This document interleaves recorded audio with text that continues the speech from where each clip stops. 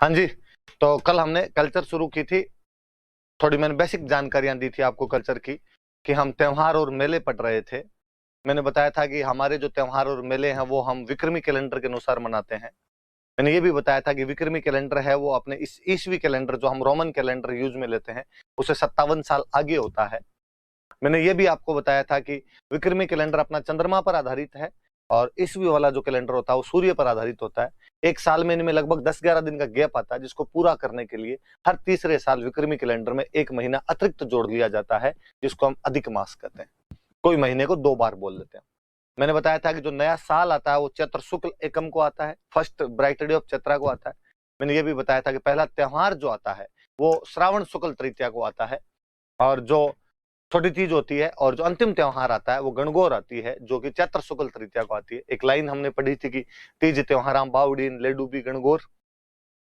हम पढ़ रहे थे कि छोटी तीज का जो त्योहार है वो राजस्थान में हमारे पति पत्नी के प्रेम का त्योहार है, प्रकृति प्रेम का त्योहार है, जयपुर में सबसे अच्छा मनाया जाता है। हमने ये भी पढ़ा कि जो तीज है वो जयपुर में सबसे अच्छी होती है और इस दिन पति पत्नी के प्रेम का त्योहार है, इसलिए पति द्वारा पत्नी को जो गिफ्ट दिए जाते हैं उनको हम सिंजारा कहते हैं। महिलाएं सजती संवरती है तो महिलाओं द्वारा जो ओढ़नी ओढ़ी जाती है उसको लहरिया ओढ़नी कहते हैं। झूले वगैरह डाले जाते हैं, ऐसी कुछ बातें बताई थी। रक्षाबंधन का मैंने एक नाम और बताया था, वो था नारियल पूर्णिमा। और हमने पढ़ा था कि इस दिन श्रवण कुमार की पूजा की जाती है। मैंने कहा था कि क्योंकि श्रावण के शुक्ल पक्ष से त्योहार शुरू होते हैं इसलिए हम कृष्ण पक्ष के त्योहार एक बार नहीं पढ़ेंगे, केवल शुक्ल पक्ष वाले पढ़ेंगे। अब चूंकि पूर्णिमा आ गई श्रावण की तो श्रावण महीना खत्म हो गया, अगला महीना आता है भाद्रपद, जिसको हम लोकल भाषा में अपने कहते हैं भादवो। भादवे के महीने में सबसे अधिक त्योहार आते हैं। कभी नॉर्मली कोई प्री में आपसे क्वेश्चन पूछ ले कि कौन से महीने में सर्वाधिक हिंदू त्योहार तथा मेले मनाए जाते हैं, तो भादवे के महीने में। प्री में तो पूछे नहीं पूछे ऐसा क्वेश्चन, इंटरव्यू में कई बार वो उठा के पूछ लेते हैं कि भाई अपने जो त्योहार आते हैं ये कौन से महीने में ज्यादा आते हैं। आप निश्चिंत होकर कहना कि सर भादवे के महीने में ज्यादा आते हैं। अक्सर मम्मी के मुंह से कभी घरों में सुना होगा कि अक्सर बोलते रहते हैं कि भाद्रो महीनो मोटो महीनो है, कि भादवे का जो महीना है वो बड़ा महीना है तो उसमें त्योहार वगैरह ज्यादा आते हैं, इसलिए बड़ा महीना है वो अपने आप में। हम उसकी शुरुआत करते हैं। मैंने बताया था कोई महीना आता है तो पहले उसमें कृष्ण पक्ष आता है, बाद में उसमें शुक्ल पक्ष आता है। तो पहले अपने कृष्ण पक्ष वाले त्योहार पढ़ेंगे। श्रावण वाले तो इसलिए नहीं पढ़े थे क्योंकि मैंने बताया था कि शुरुआत ही किससे होती है, शुरुआत छोटी तीज से होती है और छोटी तीज शुक्ल पक्ष में आता है, इसलिए मैंने शुक्ल पक्ष ले लिया था। हम घूम के आएंगे, श्रावण पे पहुंचेंगे, भाद्रपद के तो हम पढ़ेंगे। श्रावण की शुक्ल पक्ष की तृतीया मैंने बताया था तीज। तीज का मतलब होता है मां पार्वती, मां पार्वती की सवारियां वगैरह निकाली जाती है। श्रावण की शुक्ल पक्ष की तृतीया के 15 दिन बाद भाद्रपद की कृष्ण पक्ष की तृतीया आ जाती है। श्रावण की शुक्ल पक्ष की तृतीया को हम कल पढ़ रहे थे, उसको कहते हैं छोटी तीज। भाद्रपद की बड़ी पक्ष भाद्रपद की कृष्ण पक्ष की जो तृतीया आती है इसको हम कहते हैं बड़ी तीज। बड़ी तीज कहते हैं। भादवे का महीना बड़ा महीना है तो इसकी तीज भी क्या हो जाएगी, बड़ी तीज हो जाएगी। बड़ी तीज है तो धीरे धीरे हमने गांव में इसका नाम लेना शुरू कर दिया, बूढ़ी तीज। बूढ़ी तीज भी है।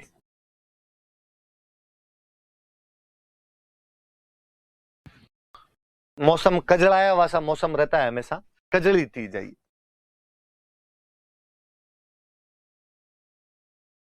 घरों में सातू बना बना के खाते हैं इसलिए सातुड़ी तीज है। 4 नाम है भाई, चारों याद रखना। इसे बड़ी तीज भी कहते हैं, इसे बूढ़ी तीज भी कहते हैं, इसे कजली तीज भी कहते हैं, सातुड़ी तीज भी कहते हैं। सत्तू बना के खाते हैं। आप में ज्यादातर लोगों ने सत्तू खाए होंगे, नहीं खाए तो हो सकता है आप उसको सत्तू नहीं बोलते हैं, कुछ और बोलते होंगे, बाकी खाए पक्का होंगे। मुझे तो बचपन जब भी याद आता तो सत्तू घरों में बनाए जाते थे और ज्यादा तो खाए नहीं जाते, घी भी ज्यादा होता था, पता नहीं उनमें क्या हुआ करता था, तो अटक जाते थे, यहाँ पे चिपक जाया करते थे। और उनके ऊपर यदि हाथों हाथ को ठंडा पानी पी लिया करते मटके का तो बाद में गला और खराब सा यूं हो जाया करता था। तो सत्तू बनाते थे, वो बड़ी तीज पे सत्तू बनते थे, तो इसको सातुड़ी तीज भी कहा जाता है। तो भादवे वाली जो कृष्ण पक्ष की तीज आएगी इसको बड़ी तीज कहते हैं, इसी को बूढ़ी तीज कहते हैं, इसी को कजली तीज कहते हैं और इसको सातुड़ी तीज कहते हैं। जैसे मैं बता रहा था कि छोटी तीज का जो त्योहार है वो सबसे अच्छा मनाया जाता है अपने जयपुर में। मैं सेम ये कहूं कि बड़ी तीज का त्योहार सबसे अच्छा मनाया जाता है बूंदी, कि बूंदी की बड़ी तीज सबसे अधिक प्रसिद्ध है। मैं कभी जब खुद खुद याद किया करता था क्योंकि यार कैसे याद रहेगा कि तीज कहाँ कहाँ की फेमस है, तो फिर याद करते कि प्रजामंडल सबसे पहले जयपुर और बूंदी में बने थे, तो तीज भी सबसे अच्छी है जो जयपुर और बूंदी में होती है।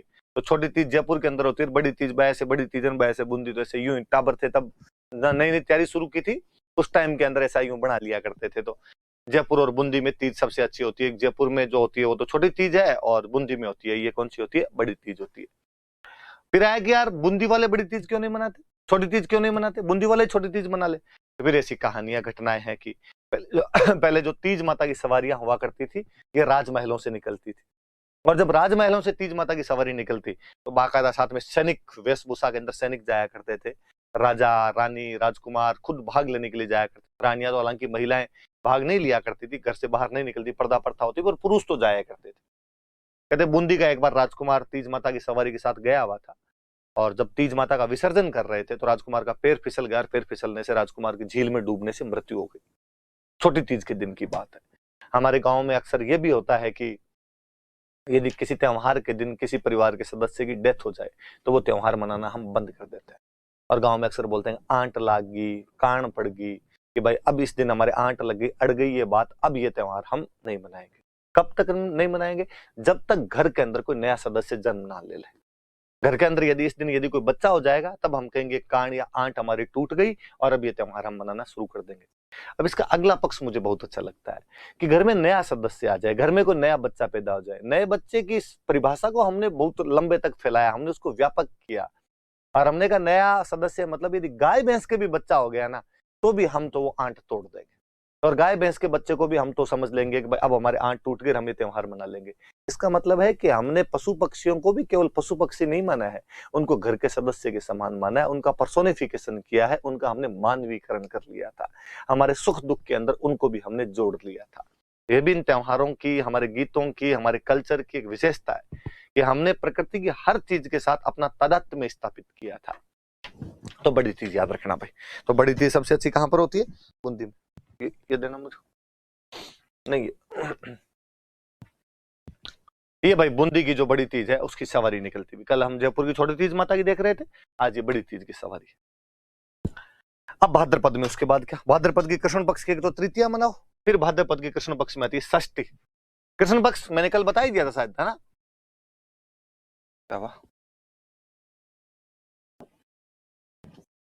अच्छा, कि डायरेक्ट फोर्टनाइट,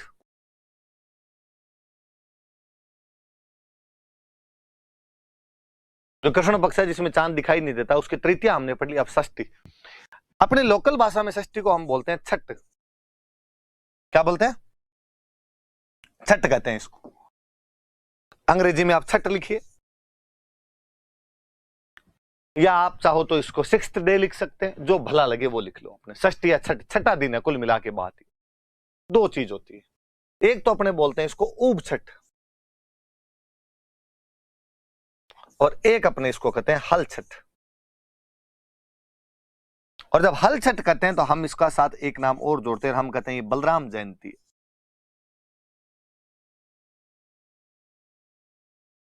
बलराम जयंती है, हल छठ है।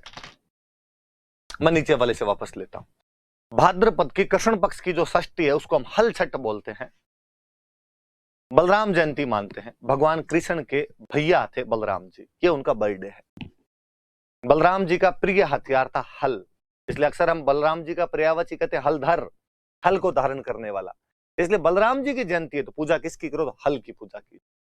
और जिस छठ पे हल की पूजा की जाए हल छठ हो जाएगी अपने आप। तो हल छठ बलराम जयंती होती है, ये भाद्रपद कृष्ण षष्ठी होती है। एक फिर अपने पश्चिमी राजस्थान का साइड का एक व्रत है उबो, मारवाड़ी भाषा में उबो मतलब खड़ा, लड़कियां खड़ी खड़ी व्रत करती है, इसलिए उब छठ हो गई। कि बाकी व्रत जो है उन व्रत के अंदर तो आप केवल खाना नहीं खाना है आपको, और चांद देखने के बाद में खाना खाना। इस बार एक शर्त आपने और जोड़ी साथ में, और आपने कहा कि साथ में खड़ा भी रहना, और खड़े रहते हुए व्रत करना है, और शाम को चांद को देख के खाना खाना है। लड़कियां खड़ी खड़ी व्रत करती है, इसलिए इसका नाम क्या पड़ गया, उब छठ। उब छठ नाम पड़ गया इसका। तो ये भी याद रख लेना भाई। तो दो त्योहार हो गए अपने इस दिन, दो चीज हो गई, एक तो उब छठ, खड़े रह के व्रत किया जाता है तो उब छठ, हल की पूजा की जाती है क्योंकि बलराम जी का बर्थडे था तो हल छठ। अब कभी इंटरव्यू वगैरह में कोई आपसे पूछ ले कि भाई अपने राजस्थान में एक त्योहार आता है जिस दिन लड़कियां खड़ी रह के व्रत करती है, बैठती नहीं है उस दिन, तो वो कौन सा व्रत है? तो आप कह दोगे कि सर वो हल छठ है, उब छठ है। अगला पूछ लेगी उब छठ आती कब है, तो आप कह देना भाद्रपद की कृष्ण पक्ष की जो षष्ठी आती है, जो छठा दिन होता है, जो छठ होती है, उसको हम उब छठ कहते हैं। हालांकि कि खड़ी क्यों रहती है, व्रत क्यों किए जाते हैं, तो टारगेट एक ही है कि अच्छे पति की कामना के लिए व्रत किए जाते हैं। मुझे लगता है यार लड़कियां खूब ही करती है कि खड़ी रहती है, व्रत करती है, खाना नहीं खाती है, टारगेट एकमात्र लक्ष्य पे पूरा ध्यान कि अच्छे पति की कामना के लिए किया जाए। पर वो कितने खड़े रहो, कितने खाना नहीं खाओ, मिलने तो वो कि वो भूमि है, तो क्यों फालतू में खड़ा रह जाए, क्यों ये सब किया जाए?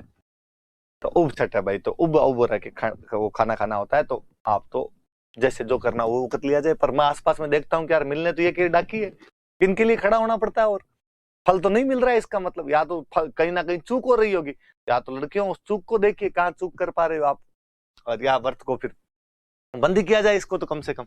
तो हल छठ या उप छठ ये ध्यान रखना कि बलराम जयंती होती है, हल की पूजा करते हैं। प्लग जो होता है, हल जो होता है, उसकी पूजा की जाती है। उसको बलराम जी का हथियार है इसलिए पूछते हैं उसको उस दिन। अब बलराम जी का बर्थडे षष्ठी को, सप्तमी निकली, एक दिन बाद अष्टमी को भगवान कृष्ण का बर्थडे आ जाए। दोनों भाई भाई के बर्थडे पास पास में थे। षष्ठी को मनाए बलराम जी अपना बर्थडे और अष्टमी को मना ले भगवान कृष्ण अपना बर्थडे। फिर दोनों भाइयों के दोस्त तो कॉमन ही थे, तो दोनों सप्तमी को पार्टी कर लेते होंगे। क्या अपने तो सप्तमी को कर लेते हैं पार्टी, यार दो दो खर्चे कौन लगाए, तू छठ को पार्टी देगा, मैं अष्टमी को पार्टी दूंगा। दोनों भाई दोस्तों कॉमन दोस्तों को बुलाते, आ जाओ सप्तमी को अपनी पार्टी हो रही है, तो उस दिन पार्टी कर लिया करते थे दोनों। याद रखना भाई, कृष्ण जन्माष्टमी कोई नहीं पूछे आपसे, आ गई तो मैंने आपको पढ़ा दी। भगवान कृष्ण का जन्म होता हुआ, जन्म के बाद में जब नंद बाबा लेके जा रहे थे तो उस समय का सीन है। कृष्ण जन्माष्टमी भगवान कृष्ण का जन्म है। अब कृष्ण पक्ष की नवमी, नवमी को होती गोगा नवमी। पश्चिमी राजस्थान के एक लोक देवता है गोगा जी महाराज, तो गोगा जी महाराज का दिन होता है ये, तो गोगा नवमी होती। हम राखियां बांधते हैं रक्षाबंधन को, अक्सर हम सारे जानते हैं कि रक्षाबंधन को राखियां बांधी जाती है। राखियां खोलते हैं गोगा नवमी को, बांधने के 9 दिन बाद राखियां खोली जाती है। और गांव में तो बड़ा त्योहार होता है गोगो। अक्सर मैं देखता हूं कि नई नई लड़कियों की जिनकी शादी होती है, वो जब पहले सावन में घर आई हुई होती है, तो सावन खत्म होते ससुराल वालों के फोन आए कि भाई भेजो सावन खत्म हो गया।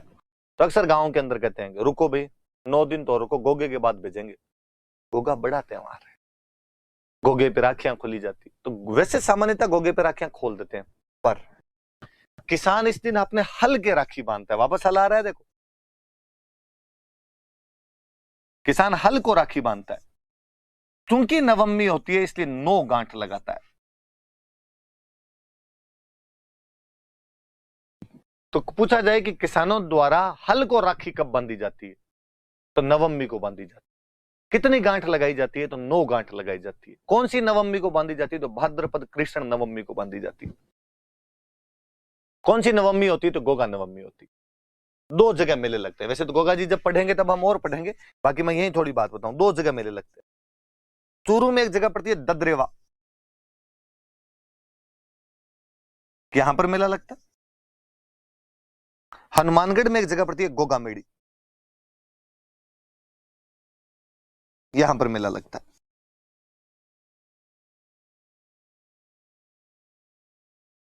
दो जगह जहां पर मेले लगते हैं, चूरू में ददरेवा और हनुमानगढ़ में गोगा मेड़ी। कोई सिंपल सा उठा के पूछे कि भाद्रपद कृष्ण नवमी के राजस्थान में 2 प्रसिद्ध मेले बताइए, तो आप बता देना सर गोगा नवमी होती है इस दिन, और इस दिन ददरेवा चूरू में मेला लगता है गोगा जी महाराज का, और गोगा मेड़ी हनुमानगढ़ में लगता है। यहाँ क्यों लगते हैं हम आगे बात कर लेंगे, एक बार इतना सा याद रखा जाए। कल ही मैं आपको बता रहा था कि ये चीजें अपने बार बार आगे काम आएगी, इसीलिए टॉपिक शुरू में पढ़ लेना चाहिए ताकि आगे वाली चीजें थोड़ी इजी वे के अंदर निकल जाए। अपने किसान अपने हल को 9 गांठ वाली राखी बांधता है, मेले लगते हैं गोगा जी महाराज के, ददरेवा चूरू में और गोगा मेड़ी हनुमानगढ़ में। गोगा जी महाराज का चित्र है आपके सामने। वही कृष्ण पक्ष चल रहा है अपना, भाद्रपदी कृष्ण पक्ष में हम पढ़ रहे हैं। द्वादशी, द्वादशी मतलब 12वां दिन, 2 और 10 12वां दिन। आप लोकल भाषा में अपने कहें तो बारस। इंग्लिश वाले भाई बंधु चाहें तो इसको बारस लिखें, और आपको फील नहीं आए तो अपने 12th डे लिखें भले। बछ बारस होती है, बछड़े की पूजा की जाती है। काफ। फिर कोई कहानी है कि कोई एक राजा था और उसके 2 रानियां थी, एक सीता और गीता। दोनों रानियों में से एक रानी के पास में गाय थी और एक रानी के पास में भैंस थी। गाय से बछड़ा पैदा होता, बछड़े से बैल बनता, और बैल खेती में काम आया करता था। शुरुआत में हमारी इकोनॉमी का मुख्य साधन ही कृषि था, जब तक उद्योग और व्यापार वाणिज्य नहीं आया था। प्रारंभ में सबसे पहले पशुपालन था, और पशुपालन से खेती की तरफ बढ़े थे। जब पशुपालन था तब भी गाय एक महत्वपूर्ण पशु था। गाय से दूध मिलता, गाय का दही अच्छा होता, गाय का घी अच्छा बनता। और जब खेती की तरफ मूव किया किसान ने, जब वो किसान बना, तब तो उसे बैल की बहुत ज्यादा जरूरत पड़ने लगी कि हल जोतने के लिए तो बैल ही काम आएगा।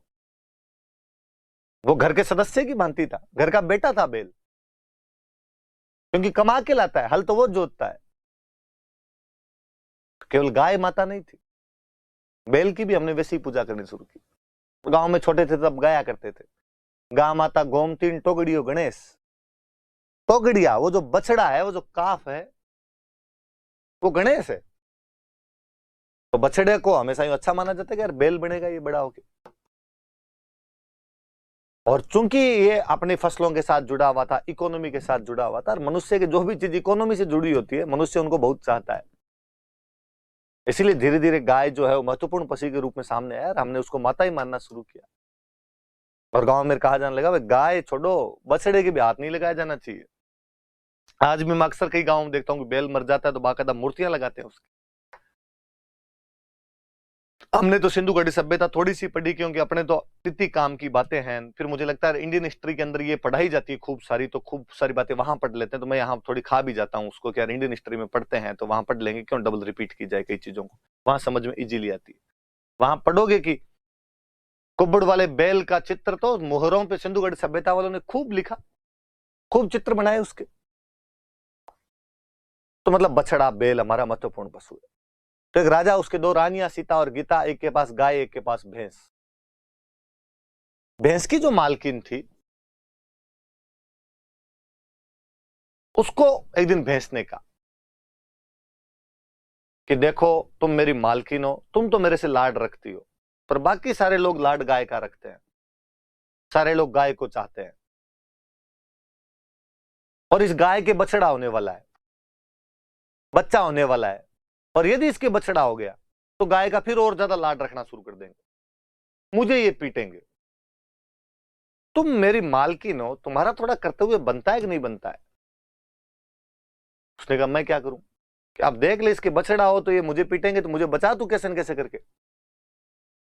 और कहते हैं कि उस भैंस की मालकिन ने ध्यान देना शुरू किया, और जैसे ही गाय के एक दिन रात को बछड़ा हुआ, उसने अपने नौकरों को कहा, बछड़े को पीछे ले जाओ और पीछे ले जाके काट के फेंक दो उसको। नौकर गए और चाकुओं से बछड़े को काट कर फेंक दिया। कहते हैं अगले दिन जब राजा खाना खाने के लिए बैठा तो आसमान से रक्त की वर्षा होने लगी, हड्डियां गिरने लगी, और आकाशवाणी भी, हे राजन, तुम्हारे राज्य में गाय के बच्चे को काटकर फेंक दिया गया,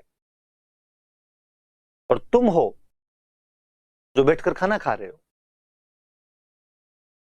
हे राजन, तुम्हारे घर के पिछवाड़े में, तुम्हारे महल के पीछे की साइड में एक बछड़ा कटा हुआ पड़ा है। राजा वहां गया और उसने जाकर देखा कि वाकई वहां पर बछड़ा कटा हुआ है। राजा ने घोषणा करवाई, राजा ने मुनादी करवाई कि आज के दिन, आज के बाद बछड़ों की पूजा की जाएगी, ये बछड़ों की बारस मानी जानी चाहिए। इसलिए हम उसको बछ बारस बोलते हैं। और किसकी पूजा करते हैं? बछड़े की। क्योंकि बछड़े को चाकुओं से काट दिया गया था, इसलिए आज के बाद इस दिन कोई भी चाकू का प्रयोग नहीं करेगा। चाकू रसोई में साइड में रखे जाएंगे।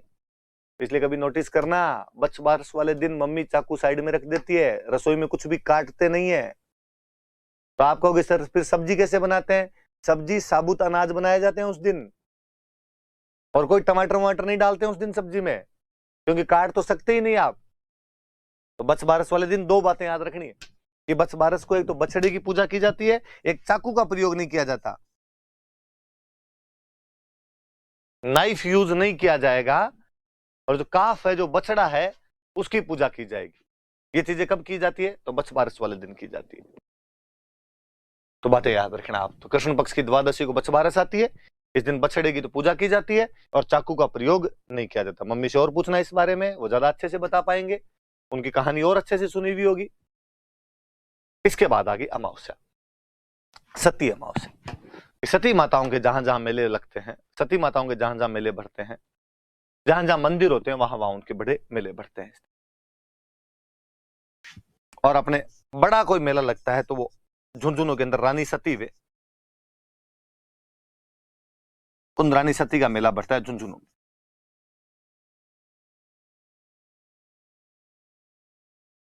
दोनों बातें याद रखनी।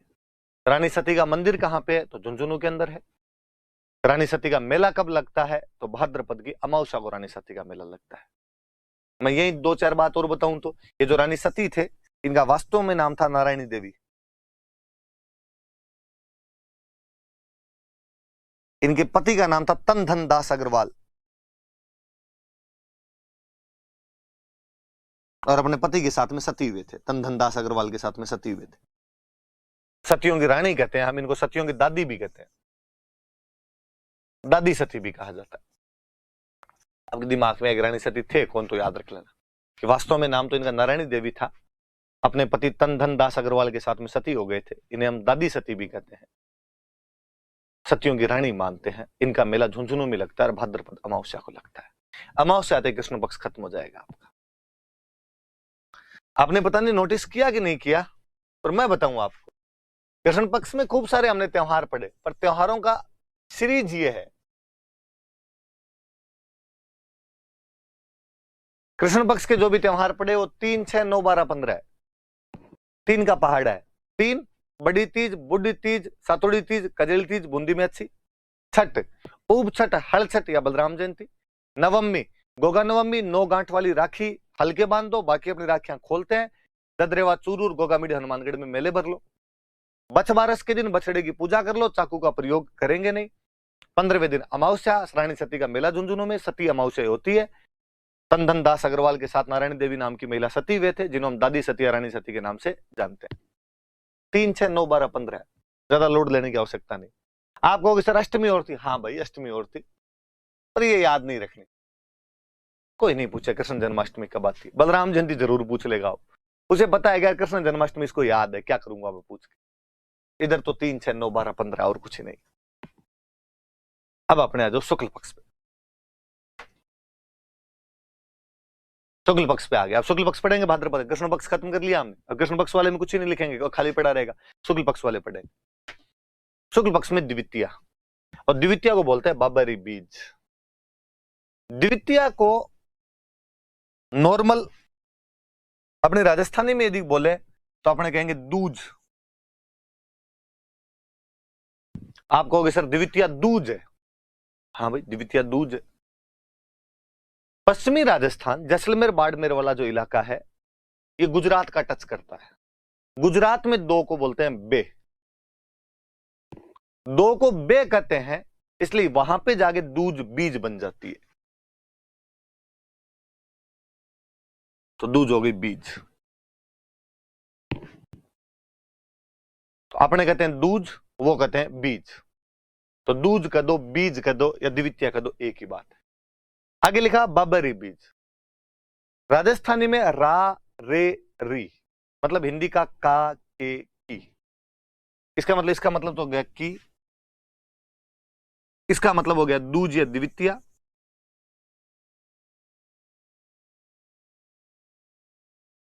पर बाबा कौन? कोई जो बाबा, बाबा रामदेव।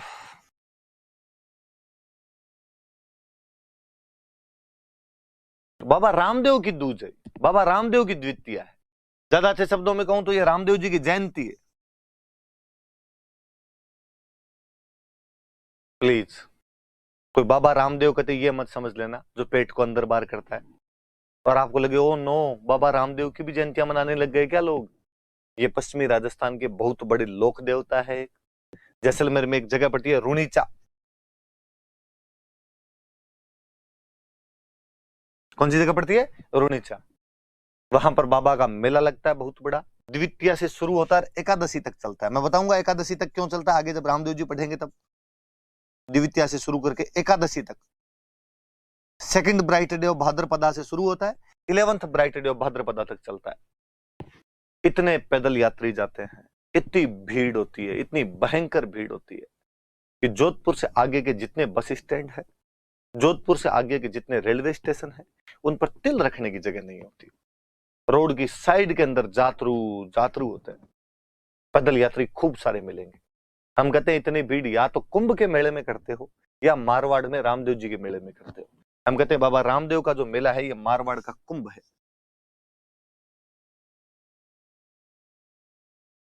इस मेले को मारवाड़ का कुंभ कहा जाता है।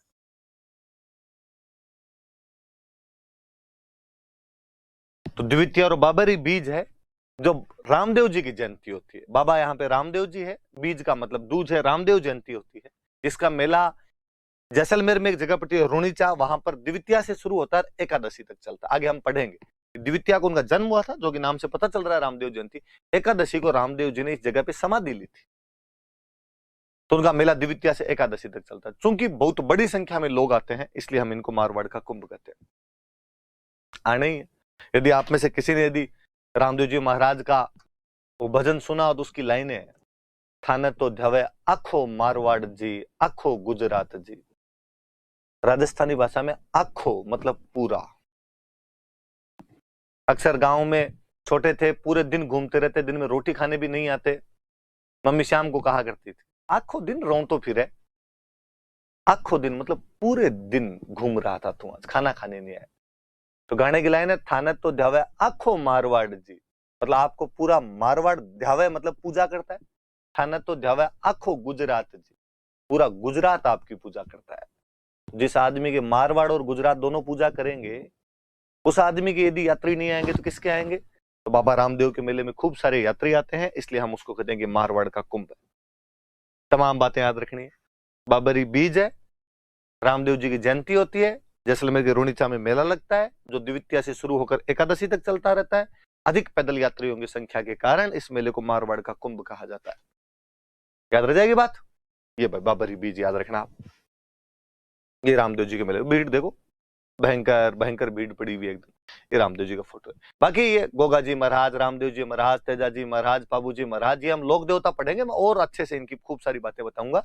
यहाँ पर मैं थोड़ा थोड़ा इंट्रोडक्शन दे रहा हूँ कि वहां मैं पढ़ाऊं तो अचानक किसी को ये नहीं लगे कि बाबा रामदेव मतलब पतंजलि है, कोई ये ना कह दे। फिर आए शुक्ल पक्ष में। शुक्ल पक्ष में इस बार है चतुर्थी। मैंने आपको कल एक बात बताई थी कि चतुर्थी कभी शुक्ल पक्ष में आ ही नहीं सकती। चतुर्थी आएगी तो हमेशा कृष्ण पक्ष में आएगी। पर मैंने कहा था कि एक अपवाद है, भाद्रपद वाली जो शुक्ल पक्ष की चतुर्थी है वो तो आएगी, क्योंकि गणेश जी का बर्थडे है।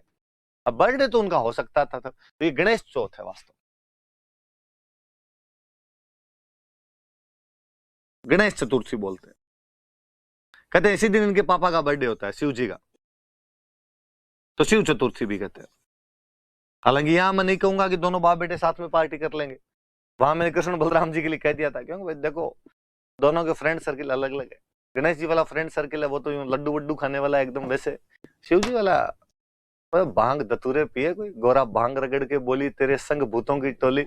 उधर साथ में भूत रहे भांग पिए तो बाप बेटे का कनेक्शन थोड़ा बैठता नहीं है। देखो सीधी सी बात है। तो गणेश चतुर्थी और शिव चतुर्थी, ऐसा कहते हैं कि इस दिन यदि आप चांद देख लो तो कलंक लग जाए, तो कलंक चतुर्थी है। लोकल भाषा में अपने कहते हैं कि चांद ने इस दिन चतराई दिखाई थी ज्यादा, इसलिए चतरा चौथ है। ये याद रखना, चतरा चौथ। मुझे याद है एक बार प्रिया मेंस में भूल रहा हूं, पर 2010 के किसी एग्जाम में क्वेश्चन था कि चतरा चौथ कब मनाई जाती है। चतरा चौथ के बारे में आप क्या जानते हैं? भाद्रपद शुक्ल चतुर्थी को चतरा चौथ कहा जाता है, जिसे हम गणेश चतुर्थी, शिव चतुर्थी, कलंक चतुर्थी या चतरा चौथ के नाम से भी जानते हैं। कहानी है कि गणेश जी महाराज का जन्मदिन था। गणेश जी महाराज सुबह सुबह तैयार होकर बैठे थे, खूब सारे गिफ्ट आए हुए, खूब सारी मिठाइयां आई हुई, मोदक खाए बैठे बैठे, लड्डुअन का भोग लगे, संत करे सेवा वाली फीलिंग ले रहे थे भगवान गणेश। और कहीं से चंद्रमा आ गया, और चंद्रमा ने आगे गणेश जी की मजाक उड़ानी शुरू कर दी। और चंद्रमा ने गणेश जी का, यार गणेश तो शक्ल देखी तेरी कांच में, कैसा दिखता है तू? सूंड लटका हुआ तेरे आगे, मोटा सा, चला जाता ही नहीं तेरे से हाथी। गणेश जी ने कई देर तो कहा कि बढ़ने दो, अपने लड्डुओं पे कंसंट्रेशन किया जाए, क्या पड़ा है, बोल के चला जाएगा। चंद्रमा ने और यूं कुचरनियां करनी शुरू की। तो एक मुझे देख, कोल्ड डूड हैंडसम एकदम, हर आदमी मेरे के अंदर खुद की जान देखता है, एक तू देख ले। कभी कोई कहता है कि हमें गणेश जैसा बॉयफ्रेंड मिले? सब कहते हैं हमें चांद मिले। लड़के लड़कियां दोनों चांद की कामना करते। गणेश जी गुस्सा है और गणेश जी ने कहा कि गोरे रंग पे ना इतना गुमान कर कि घमंड, तुझे रूप का घमंड है तेरे। जा चंद्रमा, आज के दिन यदि तुझे कोई देख लेगा तो उस पर चोरी का आरोप लगेगा, कलंक लग जाएगा। लोग आज के दिन तो तेरा चेहरा देखना भी पसंद नहीं करेंगे। और हम कहते हैं कि चौथ का चांद यदि देख लिया जाए तो कलंक लगता है, इसलिए कलंक चतुर्थी है। कहते हैं इस कलंक से तो भगवान कृष्ण नहीं बच पाए थे। उन्होंने एक बार चौथ का चांद देख लिया था और उन पर आरोप लगा कि श्यामंतक मणि उन्होंने चुरा लिए। पता चला यार भगवान कृष्ण ऐसा कैसे कर सकते हैं, वो क्यों चुराएंगे ये चीज। फिर विश्व के प्रथम पत्रकार नारद मुनि ने बताया कि कृष्ण ने एक बार चौथ का चांद देखा था, इसलिए ये कलंक तो झेल नहीं थे, इसलिए आरोप लगाया आप पर ही। जब उस आरोप से भगवान कृष्ण नहीं बच पाए तो आपकी और मेरी औकात ही क्या है। नहीं देखना चाहिए चौथ का चांद। चांद ने चतुराई दिखाई थी तो चांद को उसका फल मिला कि चौथ का चांद देखना भी लोग पसंद नहीं करते। जहां जहां गणेश जी के मंदिर होंगे वहां गणेश चौथ के मेले लगेंगे। अपनी किताबों वाले दो मेले ज्यादा बड़े बताते हैं, या मैं यूं कहूं कि आरपीसी इन दो मेलों के बारे में क्वेश्चन पूछ लेती। एक रणथंभौर में एक मेला, त्रिनेत्र गणेश मेला।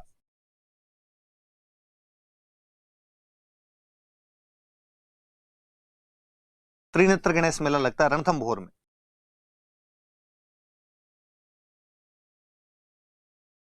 एक जैसलमेर में एक मेला लगता है चुंगी तीर्थ।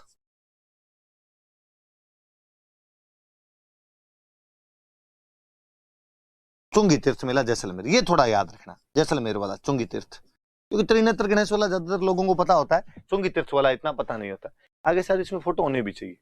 ये है त्रिनेत्र गणेश मेला रणथंभौर, त्रिनेत्र गणेश का फोटो है और यही है। रणथंभौर वाला लिया हुआ है, तीन नेत्र दिखाए हुए, और ये चुंगी तीर्थ वाला दिखाया हुआ है, जैसलमेर के अंदर दिखाया चुंगी तीर्थ मेला। तो पानी वानी, जैसलमेर में भी पानी आ रखा है, देखो पास में कोई नदी वदी का होता होगा पहाड़ तो उस चक्कर में आ जाता होगा पानी। तो ये गणेश जी की मूर्ति है।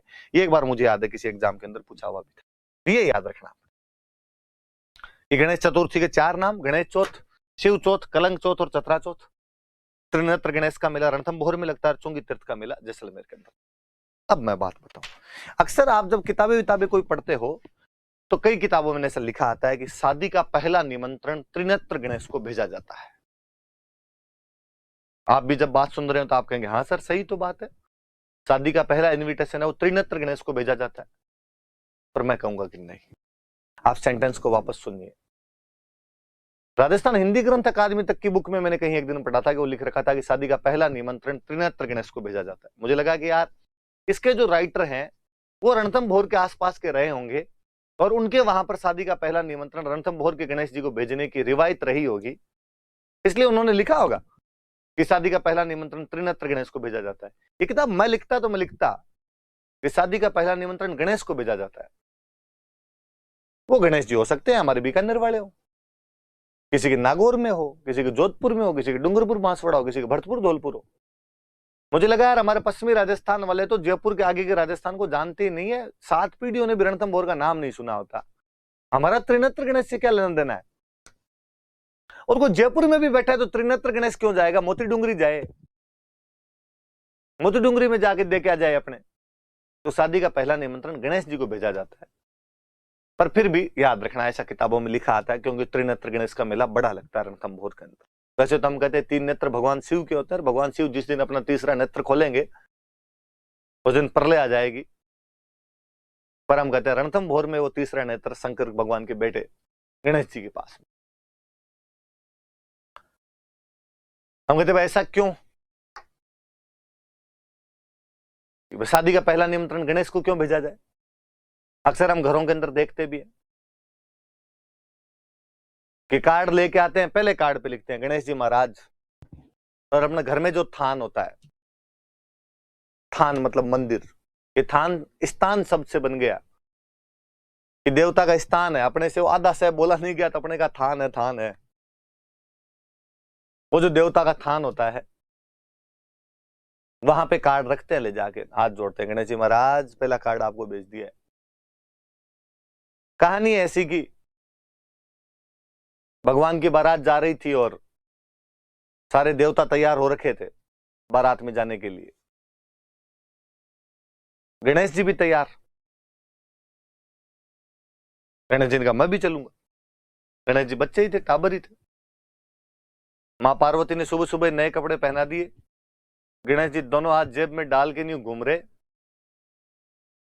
जैसे बस आई तो बस में सबसे आगे जाके बैठे। गांव में आज भी बारात बसों में जाती है। कोई शहर वाला सुने तो इस बात पे ऑफेंड मत होना कि बस में बारात कैसे। गांव में वो 52 सीटर बसें हुआ करती थी, जिनमें मुझे आज भी याद है कि इतने बड़े बड़े गियर हुआ करते थे, जिनको ऐसे ऐसे ड्राइवर लगाया करता था, 5-7 बार आगे पीछे करता, तब तो गियर लगा करता था। उनमें बारातें जाती, बीन तक उनमें बैठा करता था। ये पर्सनल गाड़ियां अब आइए जागे। गणेश जी भी आगे आगे बैठे हुए। अब बारात रवाना होने लगी। किसी ने आकर टाबर नीचे उतरो, रे टाबर टाबर नीचे उतरो सारे, क्या करोगे तुम, जाके खो जाओगे वहां पे बारात में। और गणेश जी का हाथ पकड़ के नीचे उतार दिया। बारात से नीचे उतारने की बेइज्जती क्या होती है, ये उसी ने फील की होगी जिसको बारात वाली गाड़ी से उतारा गया होगा। आप में से भी कई लोग ऐसे रहे होंगे जिनको टाबर पड़े में कभी घर में एक पक्का कोई खोड़ला चाचा ताऊ होता है जिसका काम यही है कुचरनियां करनी, उतारता वैसे उसने आपको भी उतारा होगा। पर भाई रे बहुत भयंकर हालत हुआ करती थी। मुंह छोटा सा हो जाया करता था, सुबह से एकदम तैयार होके घूमते रहते कि पैंट की इस्त्री क्या टूट जाए, प्रेस कैसे टूट जाए उसकी। और फिर अचानक कोई नीचे उतार देता, फिर रोते रोते आते मम्मी के पास। मम्मी भी क्या करती, मम्मी कहती अगली बार पक्का भेजूंगी, मैं लेके चलूंगी तेरे को। पर अपने तो भाई टाबर होते, कुछ कर नहीं पाते। गणेश जी तो महाराज, गणेश जी को नीचे उतारा। गणेश जी गुस्सा है। गणेश जी ने अपने सिपाहियों को ऑर्डर दिया कि सिपाहियों जाओ और रास्ते खोद दो। सिपाही कौन, तो गणेश जी के सिपाही चूहे। चूहे गए, चूहों ने जाके हाईवे खोद दिया पूरा। बारात जैसे आगे पहुंची, ड्राइवर ने गाड़ी रोक दी। ड्राइवर ने कहा साहब रास्ता खराब है, मैं नहीं जाऊंगा आगे। नीचे उतर के देखा तो आगे चूहों ने पूरा रास्ता खोद रखा।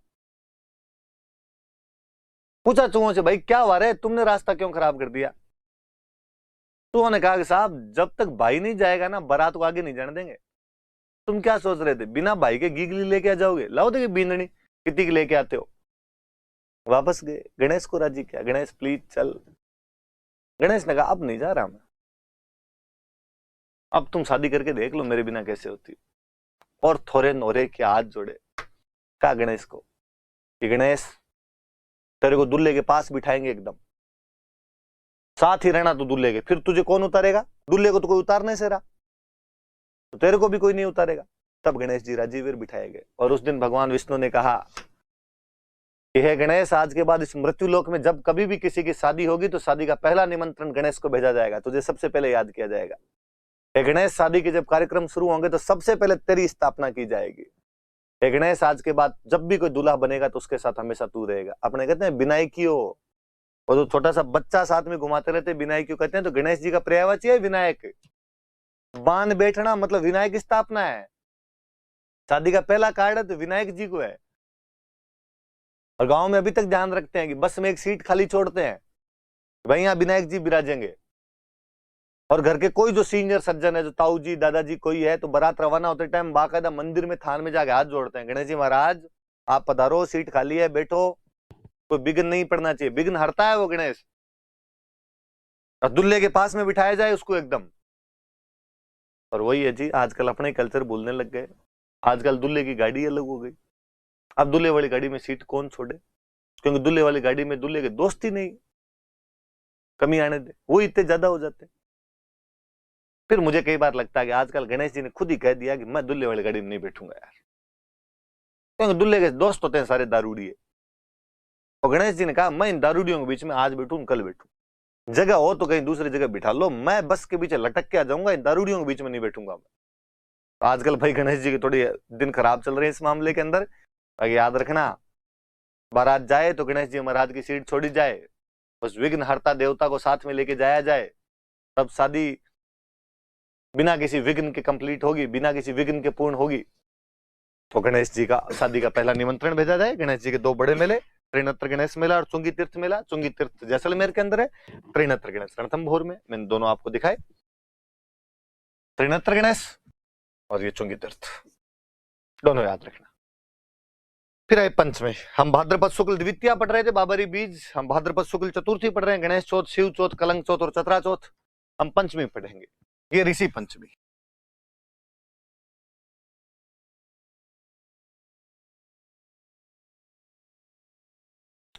बचपन में कभी छोटी क्लासों के अंदर टीचर बताया करते थे कि बच्चों, रात को सोते समय जिस दिशा में आपको 7 तारों का एक समूह दिखाई दे, वो सप्तऋषि मंडल है।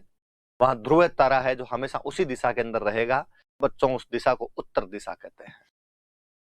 वो जो सप्तऋषि मंडल है, वो जो सप्तऋषि है, उनकी पूजा इस ऋषि पंचमी को की जाती है। तो सप्तऋषियों की पूजा की जाती है।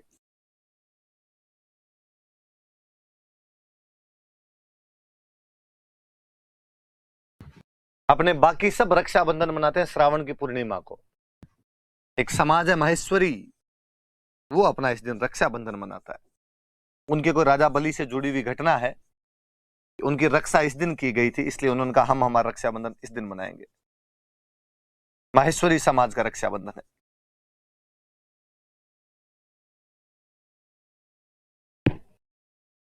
दो मेले याद रखने। भरतपुर में एक जगह पड़ती है कामा, जहां पर एक मेला लगता है भोजन थाली। भोजन थाली मेला, कामा, भरतपुर। पश्चिमी राजस्थान में एक लोक देवता है अपने नागौर में, हरिराम जी महाराज। हरिराम जी का मेला लगता है नागौर में, एक जगह पड़ती है जोरडा।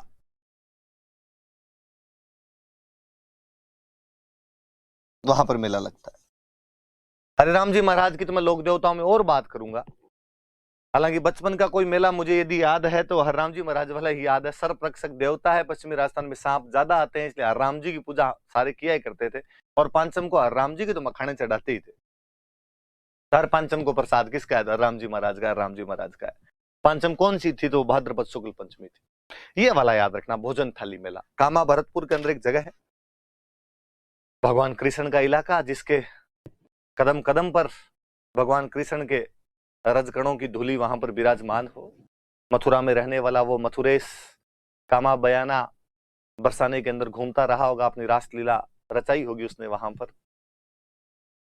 और कहते हैं एक बार वो कामा के अंदर ग्वालों के साथ भोजन करने के लिए पधारे थे। गाय चराने वाले जो ग्वाले थे, उनके साथ वो भोजन करने के लिए पधारे और उनकी थाली में बैठकर एक साथ भोजन किया था। उस दिन की याद में आज भी कामा में भोजन थाली मेला लगाया जाता है। लोकल कामा क्षेत्र का एक मेला है। भरतपुर भगवान कृष्ण से इतना अधिक जुड़ा हुआ है कि वहां पर यह मेला होना स्वाभाविक सी बात है, कोई बड़ी बात नहीं। मुझे घटना याद आती है कि 2008 के आसपास में जब भोजन थाली मेला चल रहा था, अक्सर आपने देखा होगा कि हमारे जो मेले होते हैं ये मनोरंजन के केंद्र होते हैं। कुश्तियां, दंगल, वो डॉलर हिंडे, झूले, वो सब इन मेलों के अंदर ही आया करते थे। और मैं तो जब बचपन को याद करता हूं तो मुझे याद आता है कि थिएटर भी सबसे पहले मेलों में ही देखा था।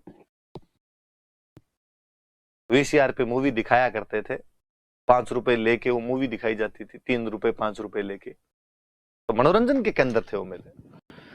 भोजन थाली मेले के दौरान कामा के अंदर कुश्ती का दंगल चल रहा था। कुछ युवा लड़के पानी की एक टंकी पर चढ़े हुए थे। बदकिस्मती या दुर्भाग्यवश वो टंकी गिर जाती है। उस लड़कों की उस टंकी के नीचे दबकर मृत्यु हो जाती है। उस साल आरपीसी का ये करंट का क्वेश्चन था कि हाल ही में कौन से मेले को देखते समय टंकी गिरने से युवकों की मृत्यु हो गई या दुर्घटना हो गई। हमने पढ़ा कि भोजन थाली मेला। 2-3 साल बाद आरपीसी ने उस क्वेश्चन को चेंज करते हुए, घुमाते हुए पूछा कि भोजन थाली मेला कब मनाया जाता है? भाद्रपद शुक्ल पंचमी। हो सकता है कभी वो आपसे पूछेगी कहां मनाया जाता था? कामा भरतपुर के अंदर। तो ऋषि पंचमी होती है, सप्त ऋषियों की पूजा करते हैं। ये माहेश्वरी समाज का रक्षाबंधन है। कामा में भोजन थाली मेला और झोरड़ा नागौर में हरिराम जी महाराज का मेला होता है। हरिराम जी महाराज जोरडा बताया, लोक देवता पढ़ेंगे तब और पढ़ेंगे। भाद्रपद की कृष्ण पक्ष की अष्टमी को कृष्ण जन्माष्टमी थी, भाद्रपद की शुक्ल पक्ष की अष्टमी को राधाष्टमी। भगवान कृष्ण कृष्ण पक्ष में पैदा हुए इसलिए काले रहे होंगे, राधा जी शुक्ल पक्ष में पैदा हुए इसलिए गोरे रहे होंगे। मुझे लगता है वो जो गीत है कि मैं क्यों काला राधा क्यों गोरी, भगवान कृष्ण को बता देना चाहिए, वैसा हम बता देते हैं। तुम कृष्ण पक्ष में पैदा हुए थे, राधा कृष्ण शुक्ल पक्ष में पैदा हुई थी। अपने याद रखने वाली बात है कि अजमेर में एक जगह पड़ती है सलेमाबाद, यहां पर निम्बार्क संप्रदाय का मेला लगता है। ये याद रखने वाली बात है कि कौन से सेक्ट का मेला लगता है यहां पे।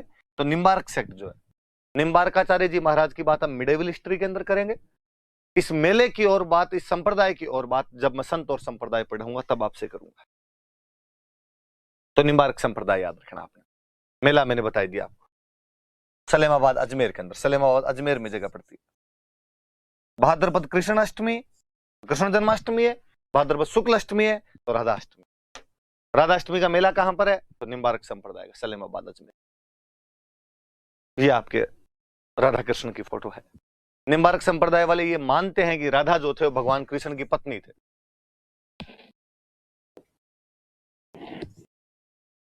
कि राधा जी भगवान कृष्ण की पत्नी है, युगल रूप में पूजा करते हैं।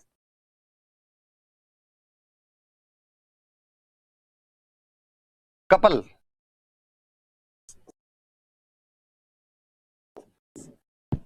युगल रूप में उनकी पूजा की जाती है।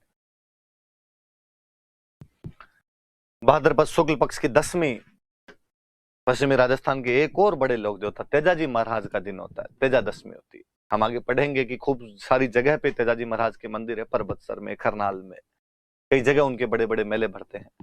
मैं यहाँ पर एक और चीज याद दिलाना चाहूंगा जो मेरी क्लास के अंदर पढ़ाई हुई है पहले। तेजाजी महाराज तो आगे जब लोक देवता पढ़ेंगे तेजाजी महाराज की खूब सारी बात बताऊंगा। यहाँ केवल इतना याद रखा जाए कि तेजाजी महाराज के जो मेले हैं वो भाद्रपद शुक्ल दशमी को भरे। एक मेला जो मैं पहले पढ़ा चुका हूं वो था खेजड़ली वृक्ष मेला। मुझे लगता है आप सबके वो घटना याद आई होगी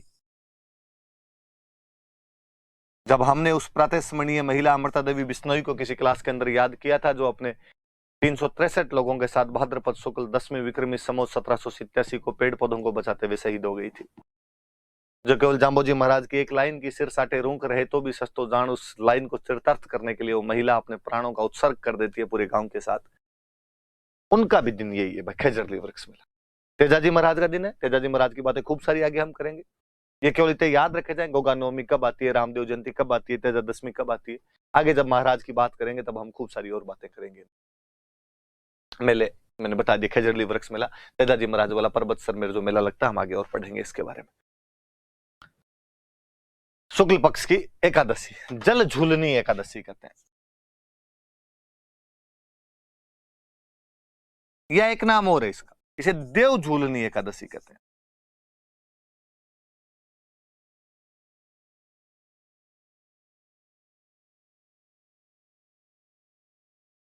जल झूलनी एकादशी कह दो या आप देव झूलनी एकादशी कह दो इसको।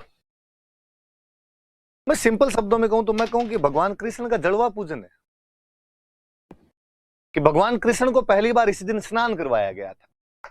अष्टमी को पैदा हुए, इस जल झूलनी एकादशी को जल में झुला के लाए, उस देवता को झुला के लाए।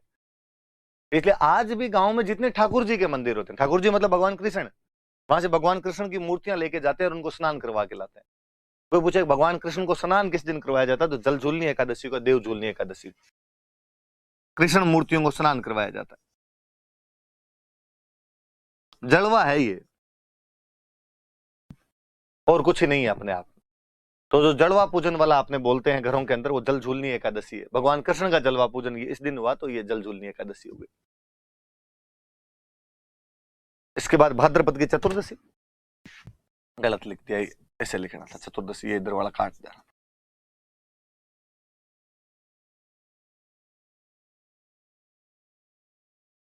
अनंत चतुर्दशी है।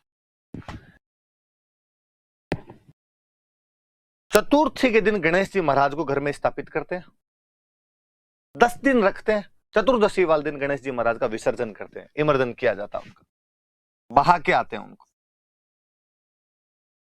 विसर्जन करते हैं उनका। महाराष्ट्र का बहुत बड़ा त्योहार है। मराठी जोर जोर से गाते हैं, गणपति बप्पा मोरिया, अगले बरस तू जल्दी आ। तो जो गणेश जी की मूर्तियों का विसर्जन है वो अनंत चतुर्दशी के दिन किया जाता है। फिर पूर्णिमा आती है और पूर्णिमा से एक श्रृंखला शुरू होती है जिसको हम श्राद्ध बोलते हैं।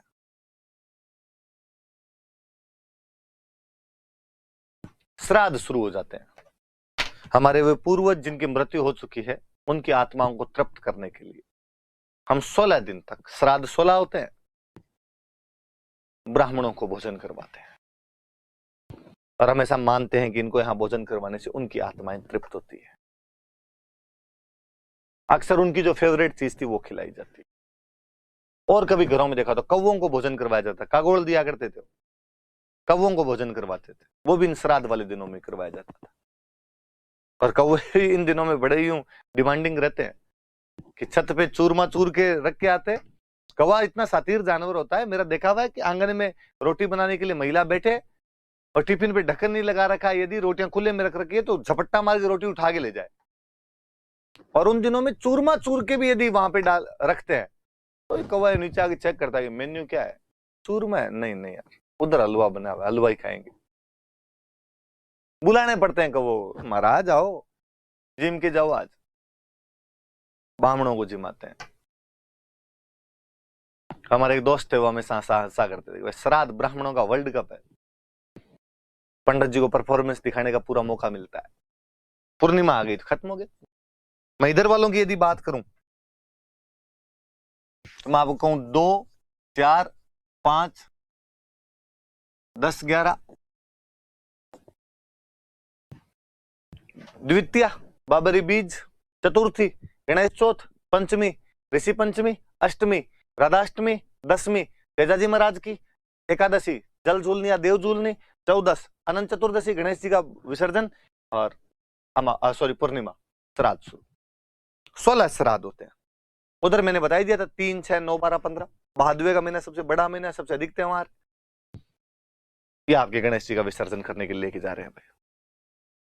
आश्विन अगला महीना, पहले कृष्ण पक्ष, कुछ ही नहीं होगा, पूरा श्राद्ध पक्ष है। मैंने अभी बताया कि 16 श्राद्ध होते हैं। एक पूर्णिमा को निकल गया, अगला पूरा पखवाड़ा, पूरा फोर्टनाइट, 15 दिन श्राद्ध ही होंगे, पूरे में श्राद्ध फोर्टनाइट होगा।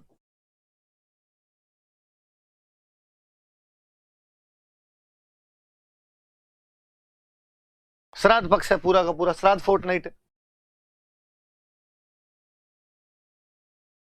16 दिनों तक लड़कियां सांझी की पूजा करती है।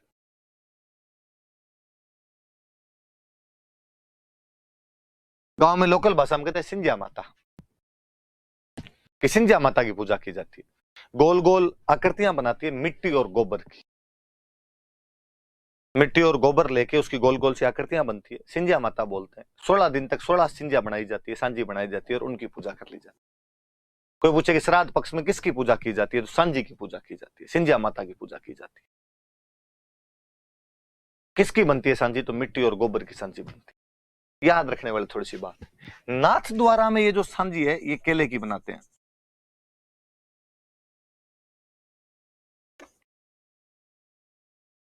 नाथ द्वारा में केले की सांझी बनाई जाती है।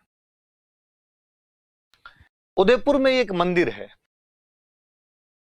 मत्स्येंद्र नाथ मंदिर, और वो जो उदयपुर का मत्स्येंद्र नाथ मंदिर है उसका तो नाम ही सांझी का मंदिर है। श्राद्ध पक्ष के दौरान सांझी की पूजा की जाती है। सांझी मिट्टी और गोबर की बनाई जाती है। नाथ द्वारा में केले की सांझी बनती है। याद रखना इस बात का, मैं आगे चित्रकला में फिर बताऊंगा कि नाथ द्वारा की चित्रकला में केले के पौधे ज्यादा बनाए गए थे। इसका मतलब नाथ द्वारा वाले वल्लभ संप्रदाय का केले से कोई ना कोई लेना देना है। और उदयपुर में मत्स्येंद्र नाथ मंदिर है जहां की सांझियां खूब अच्छी अच्छी बनती है, तो उसको सांझी का मंदिर कहा जाता है। श्राद्ध जब खत्म होते हैं, खत्म कब होंगे, आश्विन की अमावस्या को, 16वां दिन वहां होगा। उस दिन एक व्रत किया जाता है, उस व्रत को बोलते हैं थम्बुड़ा। तो श्राद्ध के अंतिम दिन कौन सा व्रत किया जाता है? तो थम्बुड़ा व्रत। श्राद्ध पक्ष के बारे में 5-6 बातें। भाद्रपद पूर्णिमा से आश्विन अमावस्या तक 16 दिनों तक श्राद्ध पक्ष मनाया जाता है, जिसमें पूर्वजों की आत्मा की तृप्ति के लिए ब्राह्मणों को भोजन करवाए जाते हैं, कौवों को भोजन करवाया जाता है। इन 16 दिनों के दौरान लड़कियां मिट्टी तथा गोबर की सांझी बनाकर उसे माता मानकर उसकी पूजा करती है। उदयपुर का मत्स्येंद्र नाथ मंदिर सांझी का मंदिर कहलाता है। नाथ द्वारा में केले की सांझी बनाई जाती है। श्राद्ध के अंतिम दिन अर्थात आश्विन अमावस्या को थम्बुड़ा व्रत किया जाता है। कितनी बातें याद रखनी है बस। ये नाथ द्वारा में केले की सांझी बनी हुई, ये केले की सांझी का फोटो है, केले वगैरह बने हुए देखो, तो चित्र बनाया होगा केले की सांझी का ही, तो ये देख लेना आप, ये नाथ द्वारा का है। मैं लिख देता हूं इसके साइड में।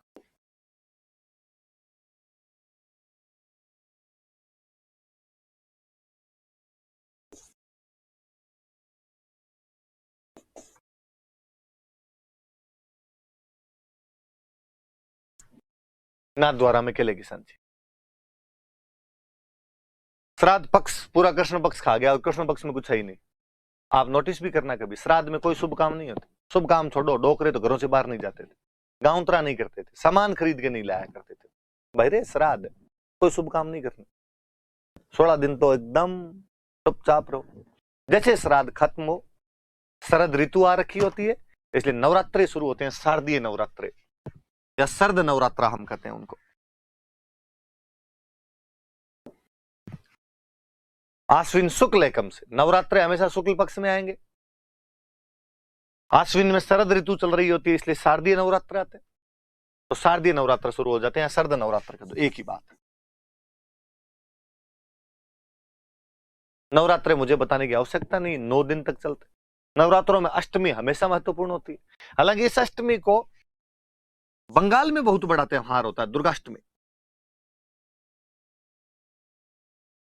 अपने तो यहां पर कोई विशेष होता नहीं।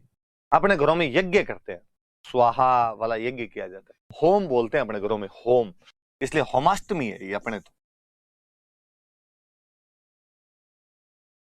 बाकी बंगालियों का बहुत बड़ा त्योहार है, वहां पे दुर्गाष्टमी है।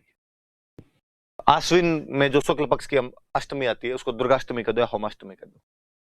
नवरात्रि खत्म होते हैं नवमी को, और 10वीं के दिन हम विजयदशमी दशहरा मनाते हैं। हम कहते हैं भगवान राम ने इस दिन रावण को मारा था। हम कहते हैं ये बुराई पर अच्छाई की जीत है, ये पाप पर पुण्य की जीत है। हम हथियारों की पूजा करते हैं इस दिन। खेजड़ी का पेड़ अपना मुख्य पेड़ था, तो खेजड़ी की पूजा करते हैं।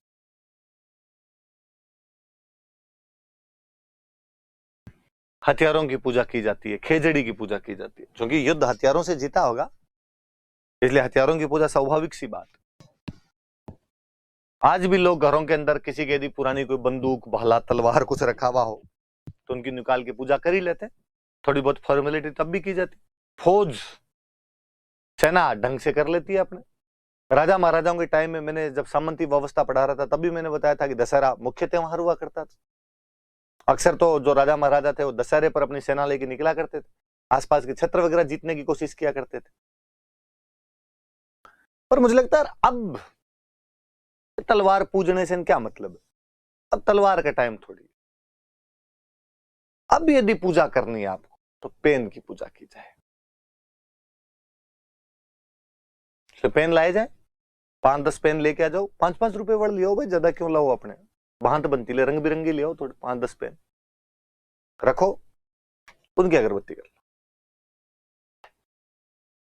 लोकतंत्र का हथियार पेन है। आप जब आप पढ़ाई कर रहे हैं तो आपकी किस्मत पेन से बदलेगी। जब आप एसडीएम लग जाएंगे तब किसी की किस्मत बदलना चाहेंगे तो भी पेन से बदले। अब यदि पूजा की जानी चाहिए तो तलवार बंदूकों की तो नहीं होनी चाहिए, जिनके यूज आते हैं वो करें, बाकी पेन की पूजा की जाए। और हम सब तो चूंकि विद्यार्थी हैं इसलिए अपने लिए तो महत्वपूर्ण चीज ये है, ये कलम भाग्य उदय कर सकती है आपका। इसलिए प्रिय विद्यार्थियों, इस दशहरे को सब लोग पेन की पूजा करेंगे। वास्तव में कर लेना, सद्बुद्धि आएगी, भगवान देखेंगे ऊपर बैठे बैठे, सिलेक्शन करवा देंगे इस बार आपका। खेजड़ी की पूजा करते हैं, हथियारों की पूजा करते हैं। खेजड़ी तो अपना मुख्य वृक्ष है ही, राजस्थान का तो स्टेट ट्री और है। अपने ले दे कि खेजड़ी ही था जी, और वृक्ष ही कौन सा था अपने आप, और कहां अमरूद की पूजा करते तो अपने। फिर अब आपकी मान डाकण कुणक है, हमने खेजड़ी की भी प्रशंसाएं की, और हमने कहा साहब खेजड़ी खेजड़ी थोड़ी, खेजड़ी का कोई भी ऐसा अंग नहीं है जो काम ना आए। हमने कहा उसकी जड़ें और उसकी छाल दवाइयां बनाने के काम आती है, स्किन डिजीज की दवाइयां बनती है, चर्म रोग की। हमने कहा लकड़ी कुछ ही काम लो, फर्नीचर के काम लो, जलाने के लिए काम में लो। उसकी पत्तियां, तो गांव में तो लूंग है, भेड़ बकरियां खाती वही है। उसका फल तो सांगरी। और मुझे लगता है यार शहर वालों को कई बार बड़ा थैंक यू बोलने का जीव करता है कि शहर वालों, आपने हमारे गांव की सांगरी को जो इज्जत बख्शी है, इस बात के लिए कोटि कोटि प्रणाम आपको। वरना बापड़ी सांगरी की गांव में क्या इज्जत। यहां पता चलता है यार सांगरी मार्केट में 1000 रुपए किलो मिलती। क्या बात है, वो इतनी इतनी महंगी। गांव में सांगरी वाली रुत में मम्मी महीने भर तक सुबह शाम सांगरी बनाती है। हाथ जोड़ने पड़ते हैं कई बार तो, ये तो चिबड़ी खिला दे, चिबड़ी मतलब काचर, तो मिर्च रगड़ के खिला दे, इस सांगरी से तो पीछा छुड़ा। और शहर के अंदर आके वही सांगरी शादियों में बनती है।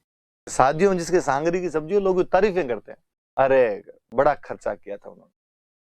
कैसे भाई, क्या खर्चा किया? अरे जो सांगरी की सब्जी थी। मैं कहूं गांव में किसी बारात को यदि सांगरी की सब्जी खिला दो, लोग धूड़ फेंक के जाए, धूड़। इस शर्म नहीं है, मंगतों ने सांगरी खिलाई, कोई ढंग की सब्जी नहीं बची थी उनके। तो ये किस्सा तो मैंने कभी पहले बताया होगा आपको। मैं नया नया तैयारी करने के लिए आया था इधर, क्लास में कोई लोकल जयपुर के दोस्त बन गए। जयपुर में यहां कोई एक रेस्टोरेंट है चौकी ढाणी नाम करके, और उसने एक दिन मुझे कहा यार इस बार संडे को चौकी ढाणी चले अपने। मुझे लगा यार भगवान जाने क्या ढाणी वाणी नाम ले रहा है, तो क्यों, वहां क्या है? वो रेस्टोरेंट है। मैं अच्छा होटल है, खाने वाली होटल है। हाँ, वहां ऐसा क्या है कि वहां चले? उसने कहा वहां ना झोंपड़े बने हुए हैं। अच्छा, फिर वहां ना नीचे बिठा के खाना खिलाते हैं। हाँ जी, आगे का बाजरे की रोटी और सांगरी की सब्जी खिलाते हैं, वहां पे मजा आ जाता है। मैंने कहा भाई ये मजे मैंने तो 20 साल लिए हैं गांव में, और मजे नहीं थे, सजा है सजा। तू ही खाई, बाजरी खा खा के कंठ छुल जाते हैं। रात को सूखी हुई सुबह वापस दे दिया करते थे। तुम शहर वाले कभी कभी खाते हो, इसलिए तुम्हें लगता है कि वाह, टेस्ट चेंज करने के लिए आज बाजरी खा लेते हैं। डेली डेली खानी पड़े ना तो पल्ले पड़ जाए चीजें। और सांगरी क्यों, मुझे तो याद आता है सांगरी सूख जाती तो बनते थे खोखे, दोनों जेब में भरे हुए, सुबह शाम सारे दिन खोखे खाते वो। तो खेजड़ी भाई अपना वो वृक्ष है जिसके हर चीज काम में आए, तो खेजड़ी की पूजा करें। हम कहते हैं दशहरे सबसे अच्छे, राजस्थान के अंदर यदि कहीं दशहरा होता है तो वो तो होता है कोटा। अपने कोटा का दशहरा बहुत फेमस है। और भारत में सबसे अच्छा दशहरा कहीं पर हो तो मैसूर, मैसूर का दशहरा प्रसिद्ध है। दशहरे पे एक और बात कि दशहरे पे लीलटास पक्षी के दर्शन करने चाहिए, और लीलटास पक्षी के दर्शन करो तो शुभ माने जाता है। आप में से कईयों को लगेगा सर लीलटास क्या, तो मैं कहूं कि नीले रंग की छोटी सी चिड़िया आती है, कंठ नीले होते हैं उसके, नीलकंठ चिड़िया भी बोलते हैं, गांव की भाषा में अपने उसको लीलटास कर देते हैं। आप में से कई बच्चों को अब भी नहीं समझ में आएगा कि सर नहीं नीलकंठ भी हमारे तो पल्ले नहीं पड़ रहा है। फिर मैं कहूं कि किंगफिशर, वो नीलकंठ ही आपका, वो लील टांस है। मुझे लगता है अब आप एग्जैक्टली वहीं पहुंचे होंगे जहां पर मैं आपको पहुंचाना चाहता था। किंगफिशर वाले पे देख लेना आप, इस बार थोड़ा ढंग से उसको लाओ, तब देखना कि क्या बना हुआ उस पे। कहानी है कि भगवान राम जब रावण से लड़ रहे थे और रावण मर नहीं रहा था, राम ने पूछा क्या तोड़ है इसका। अरे अब शिव जी के वरदान दिए हुए, शिव जी का स्टूडेंट है, आज मरे निकल मले। भगवान राम ने भगवान शिव की आराधना की, शिव प्रकट हुए। कहा बोलो क्या चाहिए। प्रकट क्या हुए मतलब राम जी ने शिव जी की आराधना की और शिव जी कहा कि महाराज स्टूडेंट आपका है, कोई तो कमी बताओ इसकी जिसे मारा जाए, मर ही नहीं रहा है। और कहते शिव ने नीलकंठ पक्षी के रूप में दर्शन दिए। देवताओं और दानवों के समुद्र मंथन में जब जहर निकला था तो उस हलाहल को पीने वाले भगवान शिव थे, इसलिए उनके कंठ नीले पड़ गए थे, इसलिए हम उन्हें नीलकंठ के रूप में याद करते हैं। और शिव ने नीलकंठ पक्षी के रूप में जैसे दर्शन दिए, इस बार भगवान राम ने अपना धनुष ने छोड़ के हाथ जोड़े और अगली बार जब अपना धनुष पर तीर चढ़ाकर संधान किया तो रावण की नाभि के अंदर मारा और रावण मर जाता है। इसलिए कहा गया कि यदि दशहरे वाले दिन आप भी नीलकंठ पक्षी को देख लो, लीलटांस या किंगफिशर को देख लो, वो 12-25 है। हम जब पढ़ा करते थे, नागौर के एक पंडित जी आया करते थे हमेशा हमारे साथ में, वो एक अक्सर कहानी सुनाया करते थे। क्लास में सर ने कहा कि लीलटांस पक्षी को इस दिन देखा जाए तो दर्शन शुभ माने जाते हैं। बच्चों ने क्लास में पूछा सर कैसे। दिलीप सर ने कहा यार देखते हैं तो बस अच्छे होते हैं। पंडित जी खड़े और पंडित जी ने कहा सर मैं बताता हूँ। फिर पंडित जी एक कहानी सुनाते थे। कहानी क्या था, जोक टाइप का था कि एक बार कोई किसान था और अकाल पड़े, कई साल तक कर्जा हो गया किसान की बहुत ज्यादा, भांडे बिकने की नौबत आ गई। किसान पंडित जी के पास गया और पंडित जी जाकर पंडित जी यार हाथ दे के कोई इलाज बताओ कि कर्जा खत्म हो, राम जी राजी हो, बरसात हो, फसलें हो, घर में लुगाई टाबर लड़ते हैं यार, घाटे की लड़ाई है, टाबरों की कोई सगाई ब्याह नहीं हो रही हमारे तो। पंडित जी ने पतड़े देख के पंडित जी ने कहा कुछ नहीं करना आपने तो दशहरे वाले दिन लीलटांस देख लेना, पौ 12-25 है। उसने कहा पक्का खाली लीलटांस देखना। अरे कि तू देख तो सही। किसान भाई उस दिन सुबह सुबह एकदम धोले चिट्टे पहन के निकला, पूरा जंगल घूम गया, लीलटांस नहीं दिखे कहीं पर। उसको लगा यार काम तो कठिन है, और कठिन काम पूरा होता है तब वास्तव में फल मिलता है। चलता गया जंगल में, आगे एक कोई लीलटांस मरी भी पड़ी थी और किसान ने कहा ये तो पूछना ही भूल गए, जिंदा देखनी थी मरी भी देखनी थी। फिर किसान ने कहा छोड़ो अपने इसको जेब में डाल लेते हैं, देखते नहीं है अभी तो, पंडित जी से जाके पूछ लेंगे, मरी भी देखनी होगी तो देख लेंगे, नहीं से वाह। वापस आया पंडित जी को कहा पंडित जी पूछना तो भूल ही गया था कि जिंदा देखनी थी कि मरी भी देखनी थी। पंडित जी ने कहा मरी भी देख मत लेना, 7 पीढ़ियां बर्बाद हो जाएगी, है वो भी बिक जाएंगे, लुगाई टबर तेरे को ठोकेंगे, कुछ भी नहीं बचेगा, कर्जा सिर पे और हो जाएगा। किसान ने लीलटांस मरी हुई जो जेब में डाल रखी थी निकाल, इनका पंडित जी हम तो बर्बाद हो ही गए, अब तुम और थोड़े देख लो इसको, बर्बाद हो जाओ। तो वो बात है भाई, तो लीलटांस देखी जानी चाहिए पर जिंदा देखनी है, आप मरी हुई मत देख लेना लीलटांस। ये लीलटांस, कन्हैयालाल सेठिया ने इस लीलटांस पक्षी पर एक बहुत अच्छी कविता लिखी, उस कविता का नाम ही लीलटांस है। कभी कोई आपसे पूछेगी लीलटांस नामक कविता किसके द्वारा लिखी गई, तो राजस्थानी भाषा के एक मूर्धन्य साहित्यकार कन्हैयालाल सेठिया, जिनके बारे में हम आगे और खूब सारी बातें पढ़ेंगे। बात आई तो बात की बात में हमने कहा कि इनके कविता का नाम लीलटांस है। कोटा दशहरे का मेला आप देखिए, वाकई कितना भयंकर भीड़ वाला मेला है, तो बड़ा मेला लगता है। फिर आश्विन में एक और, चूंकि ये शरद ऋतु चल रही होती है इसलिए शरद पूर्णिमा आती है। कहते हैं वैसे तो हर पूर्णिमा को चंद्रमा पूरा होता है, लेकिन वास्तव में पूरा चंद्रमा होता है तो शरद पूर्णिमा का होता है। हम कहते हैं वो अपनी परास पूरी करता है, अपनी रेंज पूरी करता है, इसलिए हम उसको रास पूर्णिमा कहते हैं।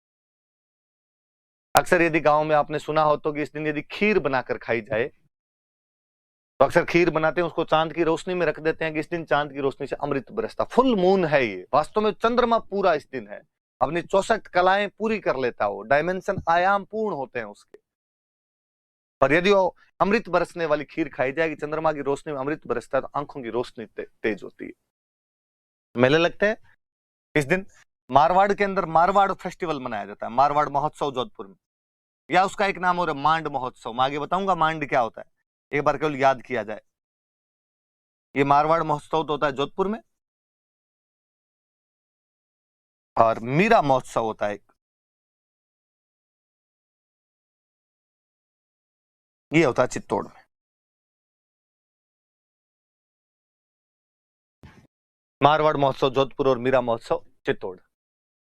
तो भाई जिन जिन के चश्मे लगे हुए हैं वो लोग इस बार खीर बनाकर खाना, ताकि आपकी आंखों की रोशनी तेज होगी, आंखों का चश्मा हट जाएगा।